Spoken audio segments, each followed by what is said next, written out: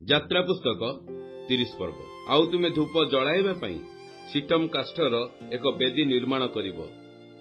ତାହା 1 ହସ୍ତ ଦୀର୍ଘ, 1 ହସ୍ତ ପ୍ରସ୍ଥ ଓ ଚତୁଷ୍କୋଣ ହେବ, ପୁଣି 2 ହସ୍ତ ଉଚ୍ଚ ହେବ।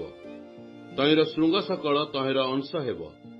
ତହିଁର ପୃଷ୍ଠ ଓ ଚାରିପାର୍ଶ୍ୱ ଓ ଶୃଙ୍ଗ ନିର୍ମଳ ସୁବର୍ଣ୍ଣରେ ମଡ଼ାଇବ ଓ ତହିଁର ଚାରିଆଡ଼େ ସ୍ୱର୍ଣ୍ଣର କାନ୍ଥି କରିବ। ପୁଣି ତହିଁର କାନ୍ଥି ତଳେ 2 ପାର୍ଶ୍ୱର 2 କୋଣ ନିକଟରେ ସ୍ୱର୍ଣ୍ଣର 2 କଡ଼ା କରିବ। ଆଉ ତାହା ବହନାର୍ଥକ ସାଙ୍ଗିର ଘରା ହେବ। ସେହି ସାଙ୍ଗି ସିଟାମ କାଷ୍ଠରେ ନିର୍ମାଣ କରି ସ୍ୱର୍ଣ୍ଣରେ ମଡ଼ାଇବ।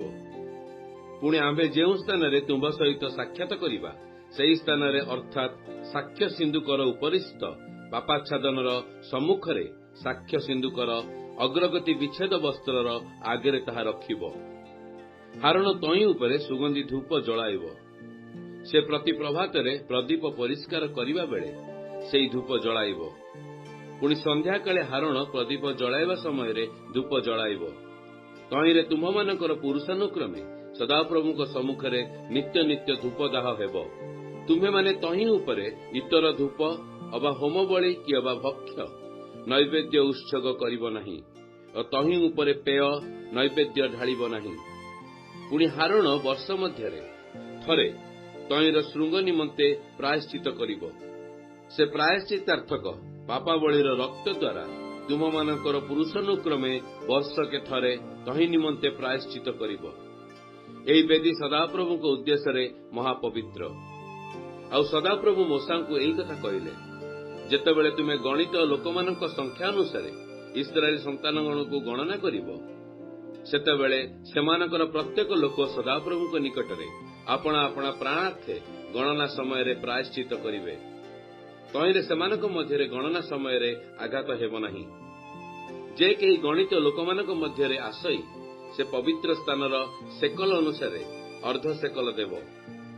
20 ସେରରେ 1 ସେକଲ। ସେହି ଅର୍ଦ୍ଧ ସେକଲ ସଦାପ୍ରଭୁଙ୍କ ପ୍ରାପ୍ୟ ଉପହାର ହେବ। 20 ବର୍ଷ କିଏ ବା ତହିଁରୁ ଅଧିକ ବର୍ଷ ବୟସ୍କ ଯେ କେହି ଗଣିତ ଲୋକମାନଙ୍କ ମଧ୍ୟରେ ଆସଇ ସେ ସଦାପ୍ରଭୁଙ୍କୁ ଏହି ଉପହାର ଦେବ। ତୁମେମାନେ ଆପଣା ଆପଣା ପ୍ରାଣ ନିମନ୍ତେ ପ୍ରାୟଶ୍ଚିତ କରଣାର୍ଥେ ସଦାପ୍ରଭୁଙ୍କୁ ସେହି ଉପହାର ଦେଲାବେଳେ ଧନବାନ ଅର୍ଦ୍ଧେକ ସେକଲରୁ ଅଧିକ ଦେବ ନାହିଁ। ପୁଣି ଦରିଦ୍ର ତହିଁରୁ ଉଣା ଦେବ ନାହିଁ।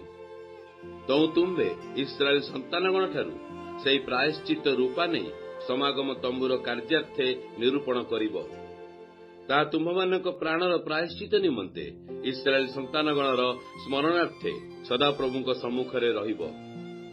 ଅନନ୍ତର ସଦାପ୍ରଭୁ ମୋଶାଙ୍କୁ କହିଲେ, ତୁମ୍ଭେ ପ୍ରକ୍ଷାଳନାର୍ଥେ ପିତ୍ତଳର କୁଣ୍ଡ ଓ ତହିଁର ପିତ୍ତଳର ବୈଠିକି ପ୍ରସ୍ତୁତ କରିବ। ପୁଣି ସମାଗମ ତମ୍ବୁ ଓ ବେଦୀ ମଧ୍ୟସ୍ଥାନରେ ରଖି ତହିଁ ମଧ୍ୟରେ ଜଳ ପୁରାଇବ।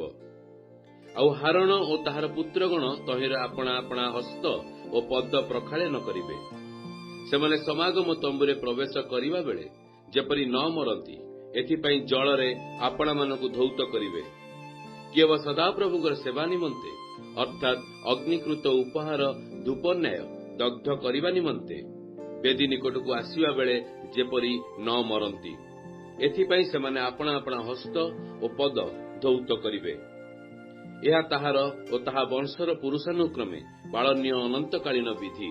ଆହୁରି ସଦାପ୍ରଭୁ ମୋଶାଙ୍କୁ କହିଲେ, ତୁମ୍ଭେ ଆପଣା ନିକଟରେ ଏହି ସବୁ ଅତ୍ୟୁତ୍ତମ ସୁଗନ୍ଧି ଦ୍ରବ୍ୟ ଅର୍ଥାତ୍ ପବିତ୍ର ସ୍ଥାନର ସେକଲ ଅନୁସାରେ 500 ସେକଲ ନିର୍ମଳ ଗନ୍ଧରସ ଓ ତହିଁର ଅର୍ଦ୍ଧ ଅର୍ଥାତ୍ 250 ସେକଲ ସୁଗନ୍ଧି ଦାରୁଚିନି ଓ 250 ସେକଲ ସୁଗନ୍ଧି ବଚ ଓ 500 ସେକଲ ଗୁଡ଼ତତ୍ତ୍ୱ 1 ହିନ୍ ଜିତ ତୈଳ ସଂଗ୍ରହ କରିବ। ଏହିସବୁ ଦ୍ୱାରା ତୁମ୍ଭେ ଅଭିଷେକାର୍ଥକ ପବିତ୍ର ତୈଳ ଅର୍ଥାତ୍ ଗନ୍ଧବଣିକର କ୍ରିୟାନୁସାରେ ତୈଳ ପ୍ରସ୍ତୁତ କରିବ। ତାହା ଅଭିଷେକାର୍ଥକ ପବିତ୍ର ତୈଳ ହେବ। ତାହା ତୁମେ ନେଇ ସମାଗମ ତମ୍ବୁ ଓ ସାକ୍ଷ୍ୟ ସିନ୍ଦୁକ, ପୁଣି ମେଜ ଓ ତହିଁର ସକଳ ପାତ୍ର ଓ ଦୀପବୃକ୍ଷ ଓ ତହିଁର ସକଳ ପାତ୍ର, ଆଉ ଧୂପବେଦୀ ଓ ତହିଁର ସକଳ ପାତ୍ର ଓ ପ୍ରକ୍ଷାଳନ ପାତ୍ର ଓ ତହିଁର ବୈଠିକି ଅଭିଷେକ କରିବ। ପୁଣି ଏହିସବୁ ବସ୍ତୁକୁ ପବିତ୍ର କରିବ। ତହିଁରେ ତାହା ମହାପବିତ୍ର ହେବ। ଯାହା କିଛି ତାହା ସ୍ପର୍ଶ କରଇ ସେସବୁ ପବିତ୍ର ହେବ। ପୁଣି ତୁମ୍ଭେ ହାରଣକୁ ଓ ତାହାର ପୁତ୍ରଗଣକୁ ଆମ୍ଭର ଯାଜନ କର୍ମ କରଣାର୍ଥେ ଅଭିଷେକ କରି ପବିତ୍ର କରିବ। ଆଉ ଇସ୍ରାଏଲ ସନ୍ତାନଗଣକୁ କହିବ, ତୁମମାନଙ୍କର ପୁରୁଷାନୁକ୍ରମେ ଆମ୍ଭ ନିମନ୍ତେ ତାହା ଅଭିଷେକାର୍ଥକ ପବିତ୍ର ତୈଳ ହେବ। ମନୁଷ୍ୟର ଶରୀରରେ ତାହା ଢଳାଯିବ ନାହିଁ। ଅଥବା ତୁମେମାନେ ତହିଁର ମିଶ୍ରିତ ଦ୍ରବ୍ୟ ପରିମାଣ ଅନୁସାରେ ଆଉ କୌଣସି ତୈଳ କରିବ ନାହିଁ। ତାହା ପବିତ୍ର ଅଟେ, ଆଉ ତାହା ତୁମମାନଙ୍କ ପ୍ରତି ପବିତ୍ର। ଯେ କେହି ତତୁଲ୍ୟ କିଛି ପ୍ରସ୍ତୁତ କରିବ ଅବା ଯେ କେହି ଅନ୍ୟ ବଂଶୀୟ ଲୋକର ଶରୀରରେ ତହିଁରୁ କିଛି ଦେବ, ସେ ଆପଣା ଲୋକମାନଙ୍କ ମଧ୍ୟରୁ ଉଚ୍ଛିନ୍ନ ହେବ।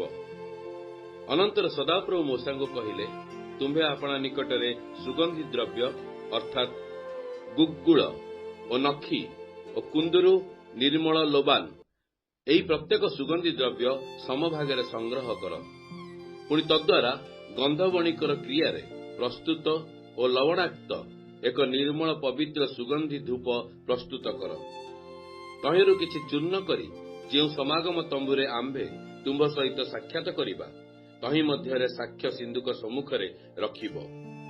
ତାହା ତୁମ୍ଭମାନଙ୍କ ପ୍ରତି ମହାପବିତ୍ର ହେବ।